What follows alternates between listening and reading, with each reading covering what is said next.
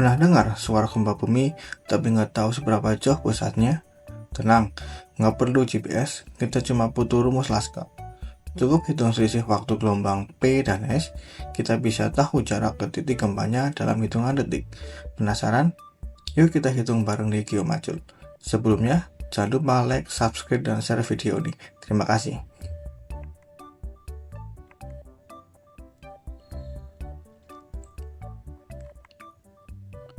Sebelumnya, mari kita cari tahu apa itu hukum Laska.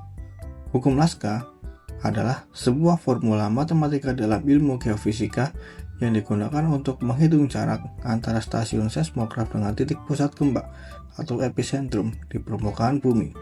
Rumusnya, delta sama dengan kurung kurawal, kurung buka, S kurangi P, kurung tutup, kurangi 1 menit, kurung kurawal, kali 1000 km.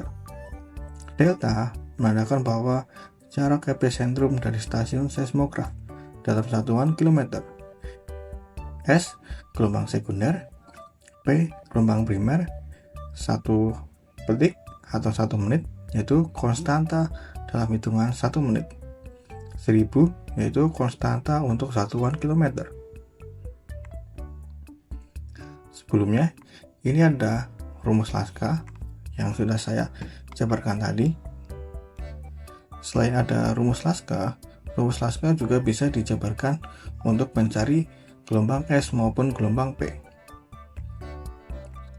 Rumusnya yaitu S sama dengan P plus kurung buka delta plus 1000 ditambah 1 menit. Itu digunakan untuk mencari waktu gelombang sekunder. Sedangkan untuk mencari waktu gelombang primer, rumusnya yaitu P sama dengan S kurangi kurung buka delta per 1000 ditambah 1 menit. Supaya mudah dipahami, akan saya kasih contoh soal. Soal pertama, sebuah stasiun seismograf mencatat gelombang primer. Kita kasih tanda P terjadi pada pukul 8.15.20 dan gelombang sekunder kita kasih tanda S terjadi pada pukul 8.19.50. Berapakah jarak epicentrum gempa tersebut? Nah, kita akan menggunakan rumus yang pertama, yaitu rumus Laska. Supaya lebih mudah diketahui, waktu gelombang primer yaitu terjadi pada pukul 8.15.20. Sedangkan untuk waktu gelombang sekunder kita kasih tanda S yaitu terjadi pada pukul jam 8.19.50. Yang ditanya, berapakah jarak epicentrum gempa? Nah, sebelumnya mari kita cari untuk selisih dari waktu S kurangi P, yaitu sekunder kurangi primer. Caranya 50 detik dikurangi 20 detik, yaitu 30 detik. Dan ini 19 menit kurangi 15 menit yaitu 4 menit. Sekarang kita coba untuk masukkan ke dalam rumus. Delta sama dengan kurung kurawal, kurung buka. Tadi yang ini masukkan ke sini menjadi 4 menit 30 detik kurangi 1 menit kurung kurawal dikali 1000 km. Selanjutnya setelah dikurangi yaitu 3 menit 30 detik dikali 1000 km. Oke, kita lanjut. Ini masih dalam satuan menit. Kita akan coba digunakan untuk menjadi satuan desimal. Caranya 30 per 60. 60 itu dalam 1 menit memiliki 60 detik. 30 dicoret, 60 juga dicoret, 30 menjadi 1, 60 menjadi 2, menjadi 1 per 2. Nah, jika 1 per 2 menjadi dalam satuan desimal yaitu 3,5 dikali 1000 km.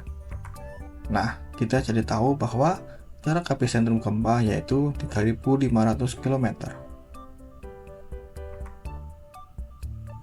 Selanjutnya, soal nomor 2.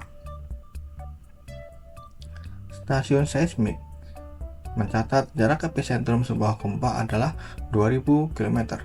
Jika gelombang primer tercatat pada pukul jam 12.00 pada pukul berapakah gelombang sekunder seharusnya tercatat?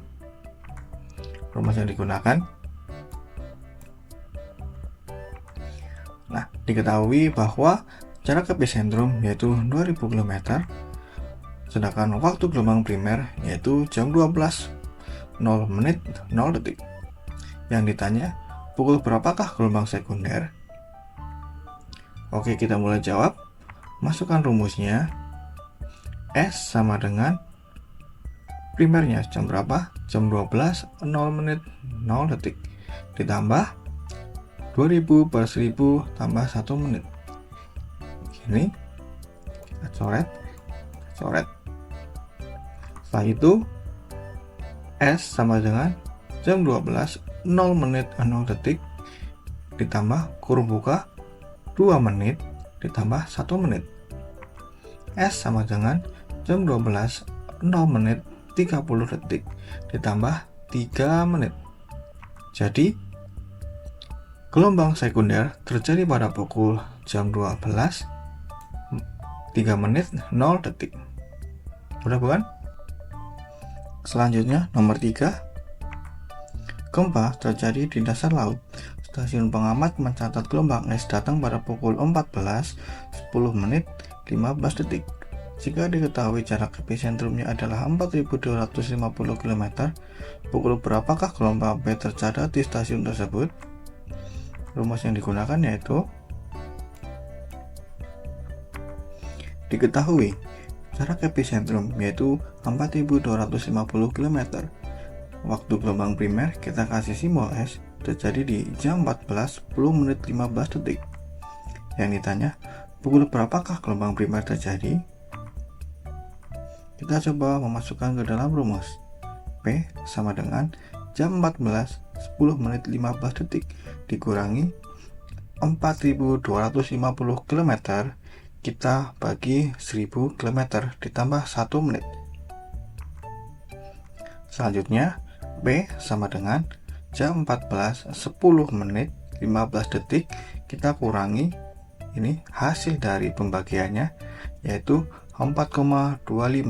Ini masih dalam bentuk desimal ya, 4,25 ditambah 1 menit. Kemudian P sama dengan jam 14.10 menit 15 detik kita kurangi 4,25 ditambah 1 sama dengan 5,25. Dan ingat, ini masih dalam bentuk desimal. Kemudian kita coba untuk merubah desimal ke detik. 0,25 dikali 60 itu 60 detik. Jadi 0,6 kali 60 sama dengan 15 detik. Selanjutnya P sama dengan jam 14.10 menit 15 detik dikurangi 5,15 detik ya, ini 5 menit, ini 15 detik. Kita lanjut. P sama dengan jam 14 lebih 5 menit ya, karena ini gelombang primer ya, jadi sebelum terjadi gelombang sekunder. Nah, sekian itu saja yang bisa saya sampaikan kepada kalian. Terima kasih.